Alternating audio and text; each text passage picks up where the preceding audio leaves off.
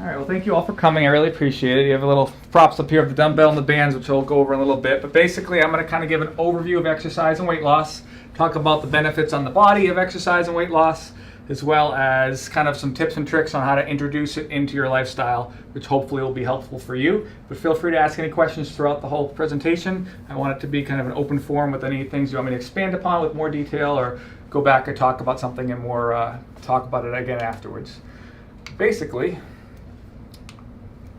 what if I told you that there's a pill that came out that improves insulin sensitivity, it increases muscle mass, it increases your bone mineral density and prevents osteoporosis, improves your quality of life, increases your resting metabolism, improves your motor skills, prevents injuries, improves your cardiovascular health, reduces risk of cancers, improves your athletic ability, reduces depression, clinically proven, and it helps with your strength and power. Sounds pretty good, right? Well, that's a real thing. It's resistance training, and it's exercise in general, really. So a lot of these benefits we're going to kind of go over and go into more detail, but it does a lot more than just make you have strong muscle. So there's a lot of benefits that we'll kind of explain and try to talk about ways to incorporate it into your life. So sedentary behavior, we know that about 80% of adults don't meet the goals in terms of getting enough activity, and so actually more people are inactive than smoking, and so inactivity kills, so to speak. And 35% of coronary artery disease is related to physical inactivity, so staying active has benefits to prevent a lot of heart issues down the road. A lot of healthcare costs are related to inadequate physical activity, and regular exercise does have a big impact on the expression of our genes, and that helps to have a better impact on our health. And I'll talk about some epigenetics and so forth down the road and how that makes a benefit for you. So this just is a slide that shows an example of how low physical activity can actually cause premature death. So there's a lot of different risk factors on the bottom, but you can see that low cardiorespiratory fitness actually has the highest correlation to premature death. So staying physically fit, you'll be able to reduce that risk factor and hopefully be able to extend your lifespan and prevent some of the other diseases actually that are on that same slide right there. So this was I might have mentioned this to a few before, but the National Weight Control Registry is a prospective investigation, looked at a lot of successful dieters and said, what did you guys do to help keep the weight off? Because we know that about over 90% of people tend to regain their weight loss over 3+ years. And so they looked at people who did not regain the weight and they said, what'd you do?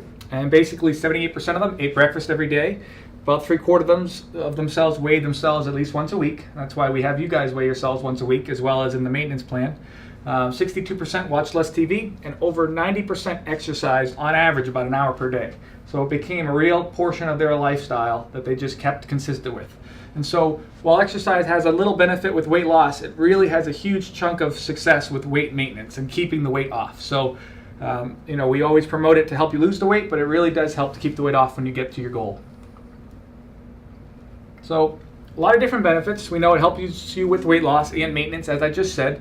It also does have an impact on improving your body composition and preventing muscle loss during weight loss. So we know that when you guys are in a calorie deficit to lose weight, your body's going to start to use excess things like fat as a fuel source, but it can also tap into some muscle as a fuel source too. So of course the protein diet is high, which is a big benefit to helpfully prevent some muscle loss. But if you can stay active with some exercise, using your muscles will just give them a stimulus so that you don't lose muscle when you're losing weight. And that's another big benefit, because we know that muscle is a big portion of your metabolism, and if you lose muscle, you'll have a lower resting metabolic rate, and that makes it harder for you to keep your weight off after, because you'll have a smaller cushion in terms of calories burned every day. So I'll get into the calories in just a bit, but that's one big benefit and one of the reasons we promote it. There's also some benefits of exercise. You increase your mitochondria in your muscles, which are the energy producing cells, and that's an important aspect. And it improves insulin sensitivity, which we'll talk about in a bit, but that basically ties into diabetes and so forth.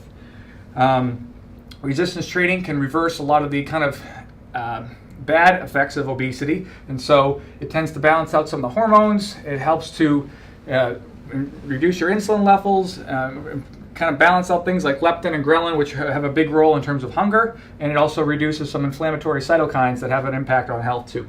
So a lot of big benefits right there. Kind of continuing along those lines, talking specifically about blood glucose and diabetes, resistance training and aerobic exercise both will reduce A1C by about half to a full percentage point. Also, physical activity stimulates GLUT4 receptors in the cells of your muscles independent of insulin. So just as a little anatomy lesson here and kind of physiology, so your muscles and your liver are the biggest places that soak up glucose or blood sugar. So when you eat carbs, you need to put them somewhere. And so your muscles and your liver are a big place for them to go. And that's another benefit of having more muscle is you have more basically tissue to dispose of glucose. So building a little muscle is good from that regard. But in addition to that, when you eat sugar, your body releases insulin, and insulin will then go and signal a cell, which then sends a signal into the cell to cause these little GLUT4 receptors to come to the surface. And those are the receptors that take the glucose and bring it into the cell so it's no longer floating around in your bloodstream, causing high blood sugar. So GLUT4 receptors do the big job of getting that blood sugar into the cell, which is where you want it to be. You don't want it floating around outside. And so to increase GLUT4 receptors, exercise does that. Exercise improves the amount of GLUT4 receptors, which will help you to utilize your blood sugar better, and that helps you become more insulin sensitive so that you need less insulin to kind of soak up and absorb sugar. Kind of basically what that slide talks about. Insulin-mediated glucose disposal is improved. You also improve your capillary density because you build better blood supply to all of your muscles. We talked about this too. Exercise improves your blood glucose levels. It typically lasts about 72 hours after the last bout of exercise. So keeping some consistent regimen to your exercise patterns will help you to keep that insulin sensitivity boosted. We talked about more muscle. And when you exercise, you really do help to mobilize some of that visceral fat. And Cheryl and I always talk about, hey, your visceral fat went down this week. And the reason that's a big benefit is because your visceral fat is that fat stored deeper around your organs. And that's related to hypertension, diabetes, high cholesterol, and fatty liver disease. So as you lose weight around your organs, that is a big improvement in your health factor. And exercise, in addition, will help to remove some of that visceral fat too. Any questions so far? All right, so benefits of exercise, kind of continuing along with some lab benefits. So your triglycerides, a study found 11% decrease in triglycerides with some exercise. Hypertension goes down. You're reducing both the systolic and diastolic numbers when you're exercising. It helps to improve symptoms of arthritis because you're increasing the strength of your muscles and stabilizing the joints by strengthening the cartilage and the tissues around it, which can help you to have more physical activity and more range of motion. And also exercise has been found, especially in more recent studies, to actually have a big antidepressant benefit, about as potent as some antidepressant medications in terms of comparing the benefit. It reduced symptoms by 30 to 50%. We know there's a whole different variety of reasons behind that, one of them being that exercise releases endorphins in your body, which are that kind of feel-good hormones, and that helps to make you feel better, and it also has all the benefits on your body beyond that. So a lot of good benefits kind of across the board. Cancer. So there's an inverse relationship between physical activity and cancer. So the more exercise you do, the lower the risk of cancer. But at least 13 types of cancer have been specifically tied to inactivity. Colon cancer is a big one. They found up to a 70% reduction in colon cancer in people who are physically active. So that's a big boost there. There's a reduction in postmenopausal breast cancer. There's a recurrence cancer is reduced. Patients who actually have cancer and participate in exercise had a lower risk of dying from cancer compared to those who didn't. So even people who have it or prevent it, it has benefits in both senses. Participants who do strength training multiple times a week had less likely to die from cancer and less likely to die prematurely. So big benefits across the board there. Cardiovascular disease makes sense, right? It's a big thing people realize, but the risk of cardiovascular disease decreases with the higher levels of activity. So for someone who only burns about 200 calories a week, that was the reference group in terms of exercise. Someone who burned double that had a 27% reduction in cardiovascular disease risk. People who burned even more than that, from 600 to 1,500 calories a week, had a higher reduction, and people who worked out even more had an even higher reduction. So it's kind of linear in that sense. The more exercise, the more benefit. But even a small boost, just a little boost from the baseline, had a benefit. So don't think you have to do a ton. What do they mean by like 41%? 41% of what? Yeah, it's a good question. I think they're just speaking reduced risk of cardiovascular disease. So heart attack, stroke, those are typically the risk factors that they're looking at. So people who are more active had a reduced risk of having a heart attack or a stroke. Joe, basically, how many hours do you have to exercise to lose the minimum you had to? Yeah, so 200 calories, 200 to 500 calories a week. I actually have a slide coming up that shows how many calories are burned during exercises of different styles, so you can get an idea. But some people will wear a Fitbit or something when they're working out to get an idea of how many calories that particular workout was, and you'll see a range of 300 to 500 calories for a decent workout here and there. So it's pretty easy to get a little boost per week like that. So that's not. It's not too crazy, yeah. It's a modest amount, but it makes a big boost. Yep. This kind of goes into more benefits of cardiovascular health. So exercise improves the endothelial function of kind of all the different blood vessels running in your heart as well as throughout your body. It improves your cardiac output, so your heart's able to beat stronger.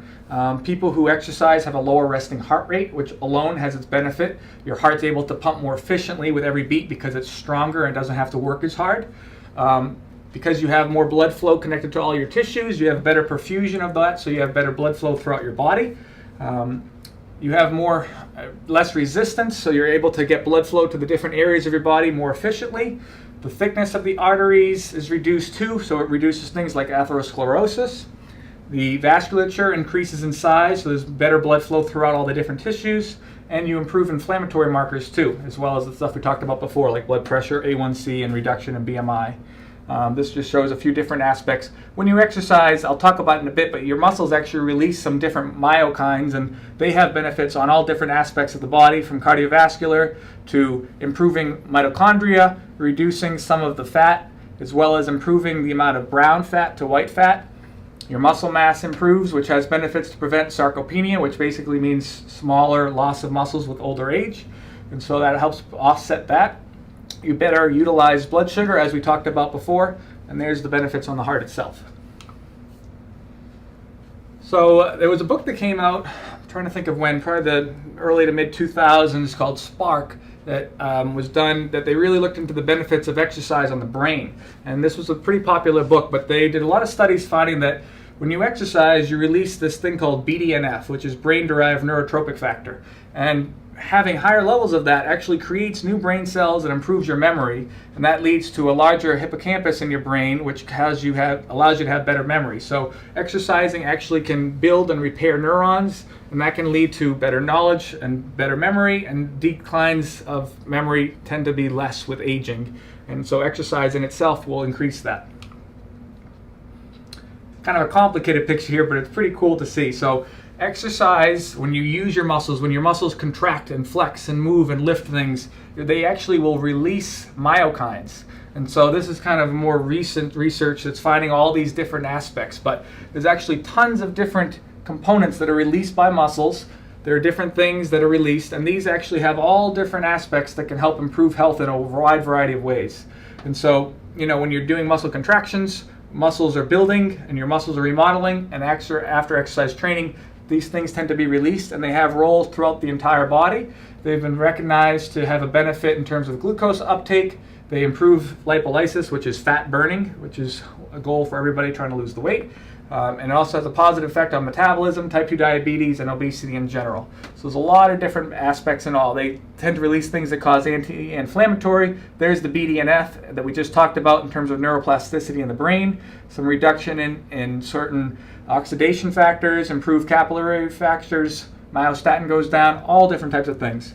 And it helps to reduce some of the inflammatory effects of fat, and that's the pro-inflammatory adipokines, and this is the beneficial myokines released from muscle.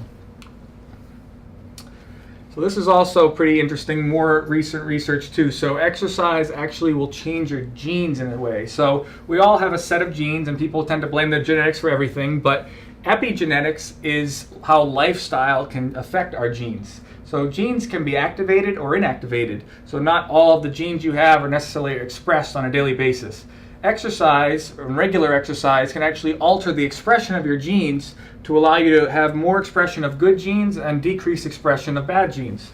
And so by getting into a good rhythm of exercise, it can actually kind of offset some of those things. So don't always blame genetics, because lifestyle can actually change some of that. I put this on here because prior to going to physician assistant school, I actually worked here. I worked at the Human Nutrition Research Center on Aging at Tufts University. And I was in the Nutrition, Exercise, Physiology, and Sarcopenia lab.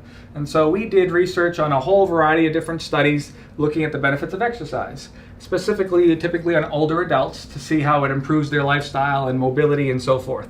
And so that's our lab. This was a study that I actually was part of. I was one of the research techs involved in this and the study coordinator. So we had 70 participants coming in, and they either were randomized into a stretching group or into a resistance training group. And the people who were in the resistance training group came in 3 times a week to our center. We had a whole slew of exercise equipment, and they would do workouts with us. So I got to put them through some workouts. And at the end of the study, we did some strength testing on them on some pretty high-end equipment to see their improvement in torque function, improve their mobility, and all different factors. And by the end of the study, we saw a big improvement in their, not only in their strength, but also in their mobility and just day-to-day functions. They can climb stairs better, they can get up faster, they can walk around better, they can lift things, and that has a big impact on kind of day-to-day function. So it's good to see that, no matter what age they are, they can make a big improvement in their strength. And it was so cool to see the before and after in terms of how their strength changed when they did some resistance training. And 3 times a week, they were probably 30-minute sessions. They weren't doing anything crazy, but it was just kind of consistent regimens over 12 weeks, made a big impact. So this is also kind of a newer cutting edge type of thing too, but exercise actually improves the microbiome. So Cheryl and I talk about the benefits of probiotics and diet on the microbiome, which is kind of inside your gut. You have a balance of bacteria, good and bad bacteria. Exercise, in addition to diet, can help to shift bacteria in favor of the good guys. And so there's been multiple studies more recently that looked at how it can improve the good bacteria and cause a more increased gut bacterial diversity, and it can help to decrease some of the bad bacteria. And so exercise along with diet, potentially probiotics, can help to kind of make all that helpful. And that will hopefully help, because probiotics and microbiome have an impact on your metabolism, they have an impact on your immune function, on your digestion, and probably a lot more that we're learning about day by day. I just threw these on here to show, I could go on and on with the different benefits, because if you go on Science Daily, which is a nice site that kind of breaks down the latest research studies, literally these are all in the past like couple months. I can find a new study almost every week that they find some correlation to exercise and benefits. So this is that study that just came out that I mentioned, that people who had a resting heart rate of 75 or higher had a double risk of early death. And so people who tend to exercise have a lower resting heart rate, and that's a benefit. I know Lance Armstrong was known to have a resting heart rate in the 40s because his heart was just so efficient at pumping. So a lot of athletes are in the 50s, some in the 60s. 60s, 70s is fine, but having it over 75 and even higher than that has a slightly increased risk with certain things. Lifting weights has been linked with living longer. Moving more, living longer. Exercise is more critical than diet in terms of weight maintenance. So we do want to, of course, talk about diet, but specifically exercise does have a big role in helping you to keep the weight off. It has the benefits from the neuroplasticity side of things for the brain, which we talked about. It helps to activate memories and neural networks in the brain, prevents cartilage damage caused by arthritis, and it helps to reduce the risk of diabetes, and on and on and on.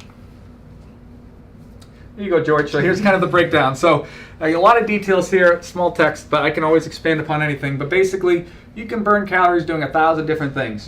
This is just a small list. There's some websites you can type in, calories burned cutting broccoli. There's 1,000 different ways you can kind of calculate calories burned. It's very variable. It's going to depend on your weight. It's going to depend on your intensity. It's going to depend upon, how strong you do it. I know, like, it says weightlifting is only 300 calories. I do an hour weightlifting and my thing says I burn 800 calories. So I'm probably giving it more effort, but there's a lot of different ways you can kind of judge things. But you can see all different things from tennis to aerobics to bowling. Everything's going to burn some calories. If you're moving more and you're more active, it's going to burn more calories. Someone who weighs more is going to also burn more calories. But over the course of an hour, which is what these are listed as, something like tennis will burn 800 calories. Taekwondo is actually 1,000 calories. But even bowling for an hour would get you 327 calories, which is in line with that study that found 27% improvement in cardiovascular disease. So you can get, yeah. I'm sorry, but one of the things that seems to jump, it's a little bit moving, but 3.5 mile an hour walk is more calories than weightlifting.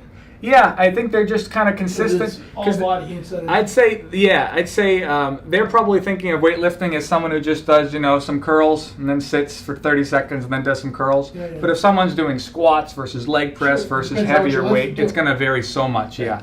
Someone's doing faster supersets, it's going to be a lot 50 more. pounds versus 300, you probably lift, Sure, the calories burn a lot more when you're beating it up more. Yep.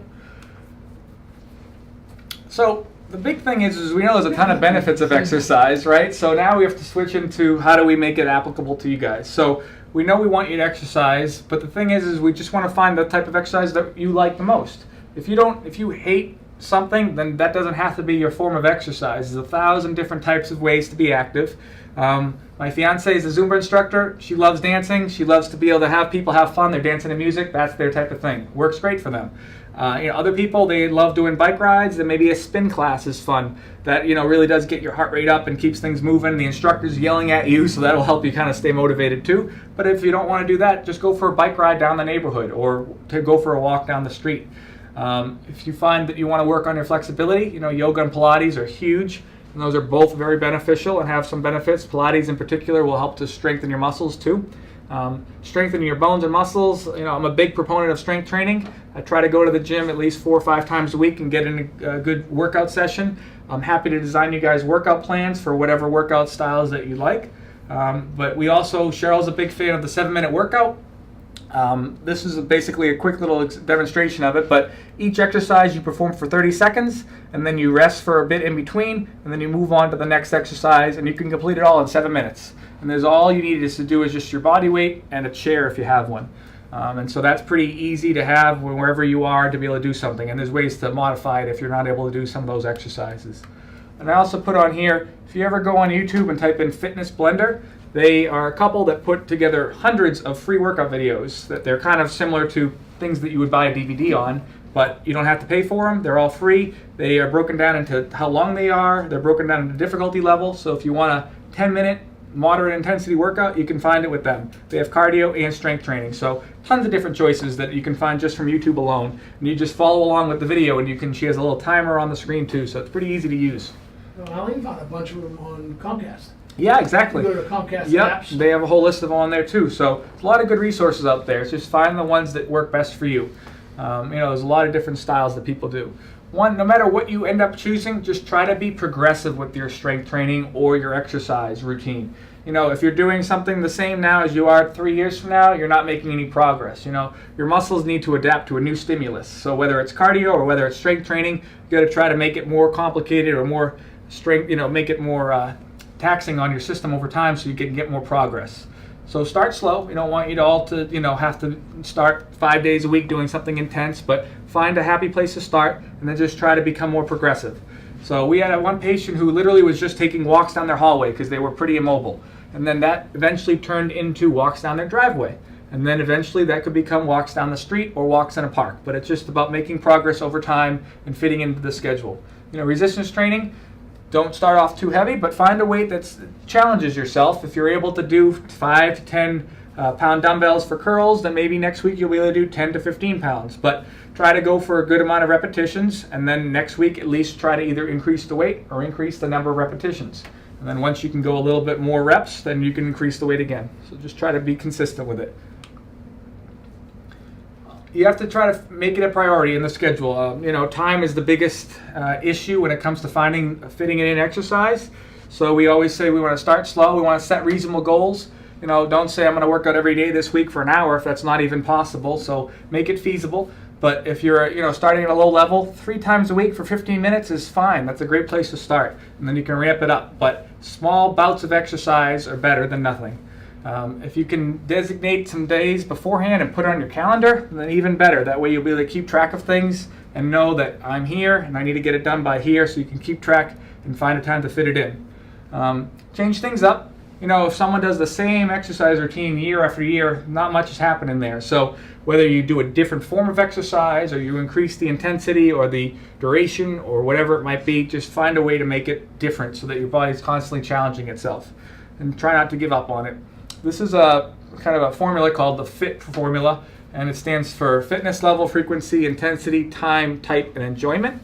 So start off, find out where you are in terms of your activity level, find your frequency, try to set to that schedule of a certain number of days per week, figure out your intensity. Some people get really specific and track their heart rate and all the different ranges, but no need to go too crazy in terms of figuring that out. Just find a happy medium and try to challenge yourself to get your heart rate up a bit.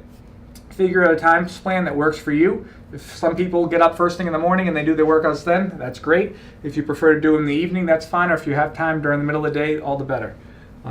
Any time is better than no time.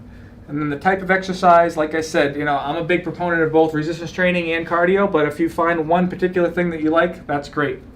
You want to pick something that you enjoy. That's the most important thing, because it needs to be something you can adhere to. Just like with the diet. If it's something that you can't adhere to, you're not going to be able to stick to it 5 years from now. So we want to find something that you can stick with and enjoy when you're doing it. So talking about resistance training, there's a whole boatload of benefits. We know that it increases your resting metabolic rate, so having more muscle just burns more calories over the course of the day, and that's beneficial just in and of itself. You guys all see on the scale readings every week that basal metabolic rate. If you have more muscle, that number is going to be higher, and that's a good thing. It improves blood pressure. It also improves your blood cholesterol levels, prevents sarcopenia. So we know a lot of people, when they get older, they start to have issues with mobility and so forth. A lot of it's due to muscle loss. So strengthening your muscles can prevent sarcopenia. That whole lab that I worked at was dedicated to preventing sarcopenia. Maybe in the future they'll have a pill that can be easy, but for now, resistance training is about as close as it gets to a panacea. Cognitive function, we talked about the benefits of brain-derived neurotropic factor, improvements in self-esteem, increased bone density. So Dr. Corby will check your bone density test with the DEXA scan, and you can see that strength training will help to improve bone density. Just like when you lift weights, you're applying resistance to your muscles. You're also applying that same resistance to your bones. And when your bones are taxed, they have to get stronger, and they do that by absorbing more calcium and getting stronger and being built better. So resistance training will benefit the bone health. Improves your physical function, of course, improves your insulin sensitivity, going back to the talk about diabetes, and it helps with depression too. We're also hoping to prevent your muscle loss while you're dieting, as I mentioned. We know that you can do the exercises at home, at the gym, you can do it with the bands, you can do it with the dumbbells, find whatever works best for you. Bands are nice and versatile. You can take them with you wherever you go. All you have to do is just attach the handles to it, and then you can take it with you, and you can do it on the go, or you can do it from your home. Our band set does come with that little anchor that you can attach to a door, so you're able to do things in a horizontal plane. So there's a lot of different ways to be versatile with it. But dumbbells, of course, are also a great option. You can do a lot with a set of dumbbells too, or a gym's going to have a whole variety of stuff that you can use.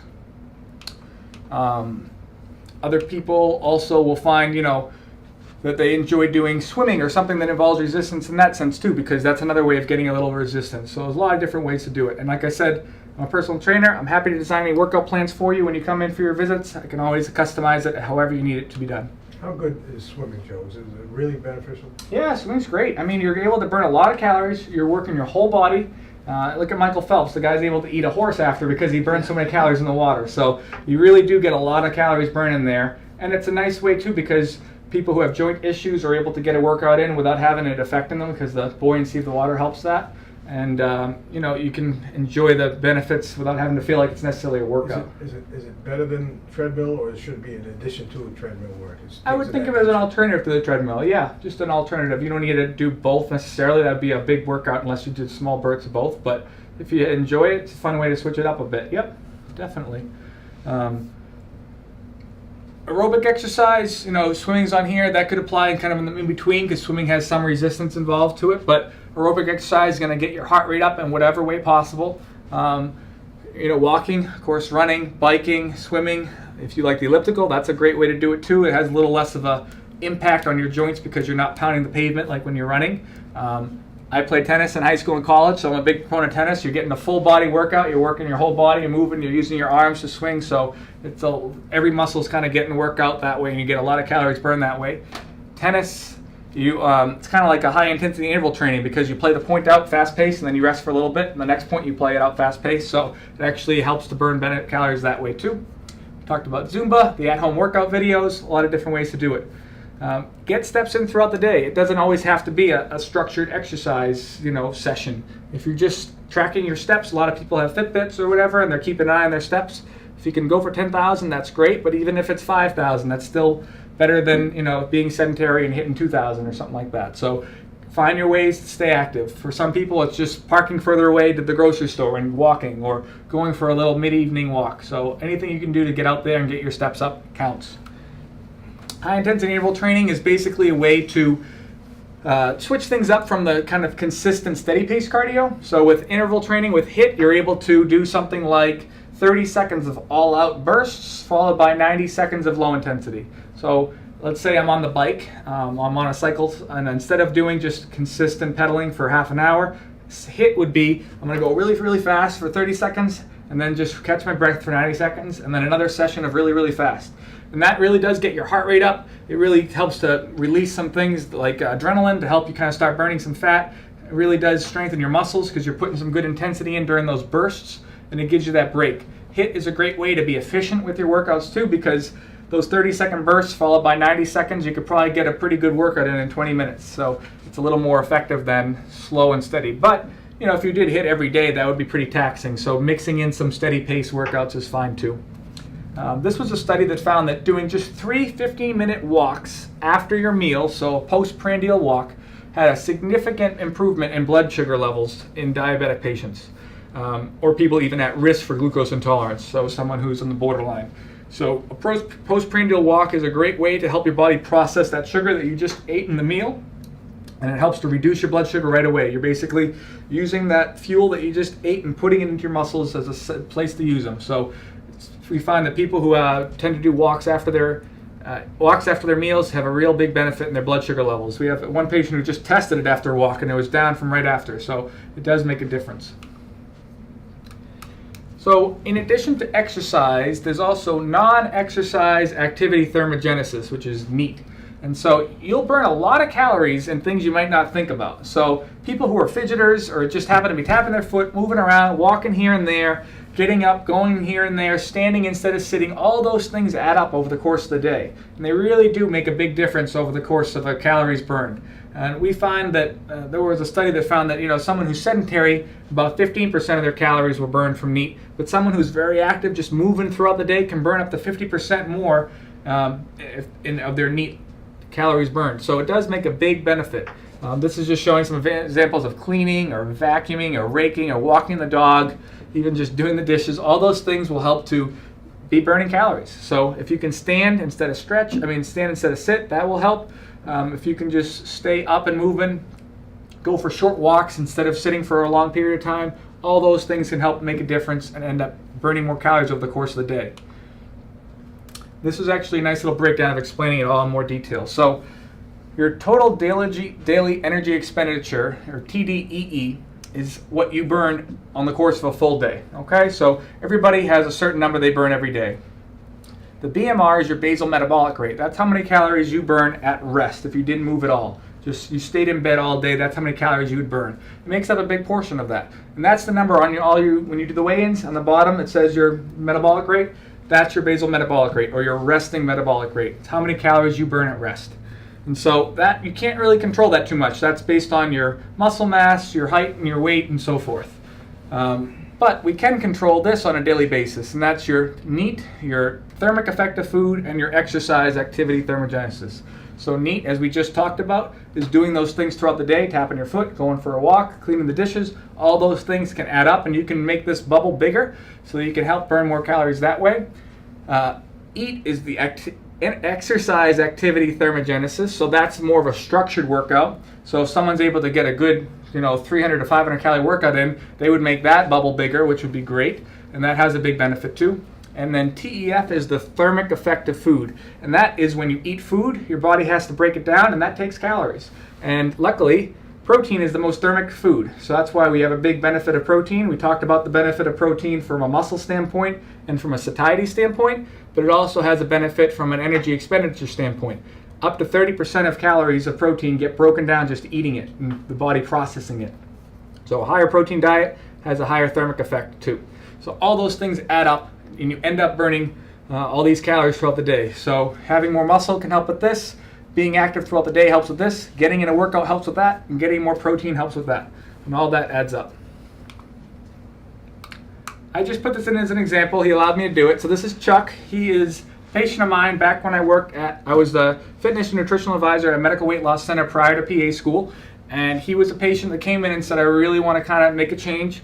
And he was ready to join a gym and start a resistance training program, so I was all for it. And he started off in week 1. I tracked all of his reps and sets and weights and everything, so I knew his training volume. And for the first week, his training volume was around 25,000 pounds. if you added it all together. And then by week 30, after he had some consistent workouts, he was actually at 122,000 pounds. So about 5 times this training volume over the course of 30 weeks. So that was an improvement in strength, and his stamina, and all those factors. He lost weight. You can see the difference there. He gained muscle. He improved his cholesterol levels. He decreased his body fat, and he was no longer considered diabetic because his A1C number improved so much. For him, it was great too because he actually kind of became a fitness fanatic, so to speak, and he really did enjoy working out, so he was able to make it part of his lifestyle. Because that's what it needs to be. It needs to be a lifestyle. If you feel like it's a chore to do it every day, it's not going to be something you're sticking to, so you got to find what you enjoy. The summary is to get moving, make it a lifestyle, and make it something you can enjoy and keep doing consistency and making it, even if it's a small portion of your day throughout the week, it all adds up and it all makes a difference. Questions? What about Wii tennis? Wii tennis, that counts, yeah. See, there's an example right there. You just got to get the legs moving a little bit too, but it does count. It does. In fact, I bet one of those websites you could type in Wii tennis and see calories burned. I bet it's tracking it. Yeah, It's in it the does. fitness app. Yeah, I've done that before. I've broken a sweat, so it counts. Yeah, it does. What other questions you guys got? So basically you're saying get at least 3 times a week of 30 minutes. That would be a great spot. Yep, that's a great place that allows you to get some good activity in, get your heart rate moving, stay active, and something that should be doable to fit into the schedule. Yep. You know, it depends, you know, the weather's not great, it's hard to go for walks and so forth, but as the summer comes around, it makes it easier. But even if you're joining the gym or you're at the gym, if you can get those workouts in, perfect. You know, some people say, do I do cardio first or weightlifting, or do I weightlifting first and then cardio? Again, do either, it's great. I typically do strength training first, just so I have my strength when I need it to really be able to lift the heavier loads. And then afterwards, I can do the cardio. There's also some thought that strength training helps to deplete your muscles of carbs. And then when you do cardio, it helps because now you're going to shift to more of a fat burning mode, but that's more of a minute point. But I think find whatever works best. Some people will do a little cardio as a warm-up before weights, and that's fine too. How about stretching? Stretching is great too. Typically, I do more of a dynamic stretching before my workouts, kind of instead of just a static stretch like this, I'll do more of a dynamic stretch to kind of get the muscles moving and warmed up. And then I'll do my workout, and then at the end I'll do a static stretch. But people do all different styles to it too. Some people foam roll to help to break up some scar tissue. Other people will just do like a light cardio warm up on the treadmill or elliptical just to get the blood moving. You want to just have your muscles warm and more elastic before you start lifting too much so that they are less likely to get strained.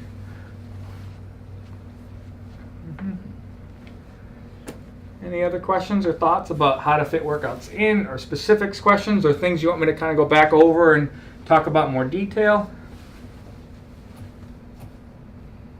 That covers it all? Cool. You guys feel like it makes sense? Is it more benefits than you thought maybe at first hand? Yeah, more. Yeah, Sure. I think so. Yeah, it's a lot on the plate. And then also just finding ways to fit it in. It doesn't have to be anything crazy. It doesn't have to be, 7 days a week of 2 hours. Small little amounts can add up over time. And, even someone who just works out here and there, if they track their progress and you log it, you'll be able to see those progress over time. So if it's weightlifting, you can track the weights. If it's cardio, you can track the speed you're going at. Or if it's any exercise, you can track the amount of time you're doing it. Just try to make those stepwise increments over time so that you're always moving in the right direction. But just know that after every workout, your muscles are more sensitive. You are more sensitive to absorbing glucose. Your heart rate's beating better. You're getting more blood flow and oxygen throughout your body to all of your cells. People tend to drink more water after workout, so it ends up helping you stay more hydrated.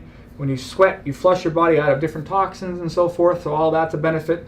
And you're able to move all your different muscles. If you're only doing walking, you might just be working your legs and so forth, but by adding in some bands or some weightlifting, you'll help to put some stimulus on your upper body musculature too, which is important. We want to help you stay strong throughout all your muscle groups.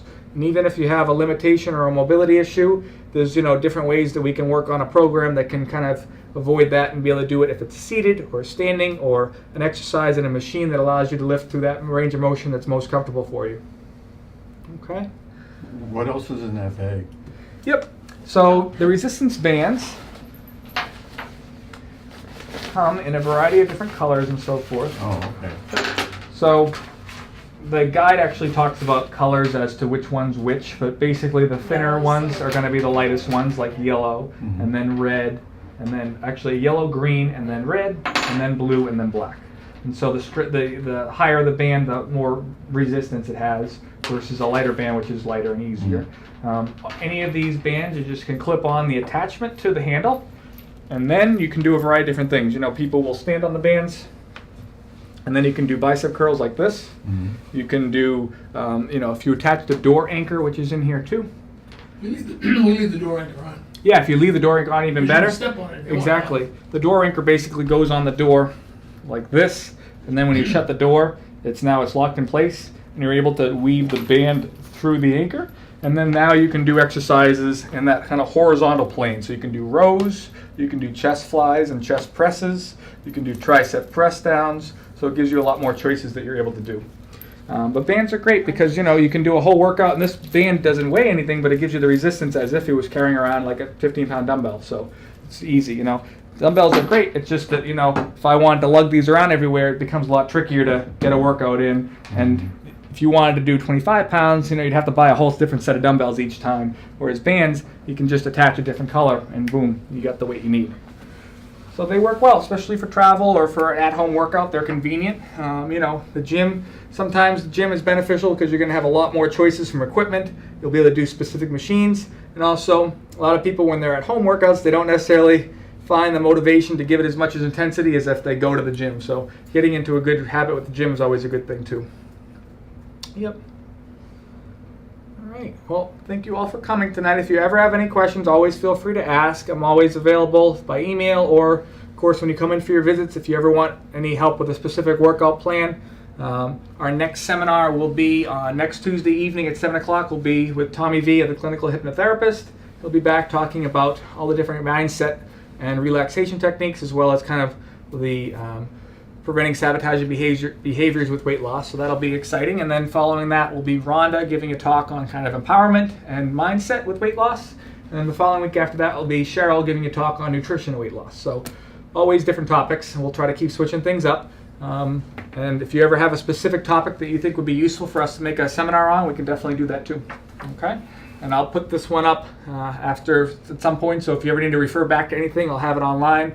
I'll probably put a password just to keep it only for transition weight loss patients and all care or so forth, so that no one on all of YouTube is able to access it, because it's more of an exclusive benefit. But yeah, we'll keep on adding to it.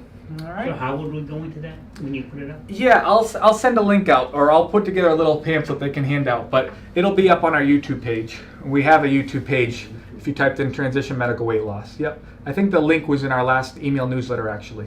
Yep. All right, perfect. Keep up the good work, guys. You've all made great progress, so just kind of keep staying with it, keep being consistent. If you add this in, a lot of the people have been making great progress in the program, even without exercise, but adding this in just helps the whole process move a bit better, and it really does help with the weight maintenance too, so it's worth getting into a good habit now. Okay, perfect. Great, Joe. Thank you. Hey, thank you. No problem.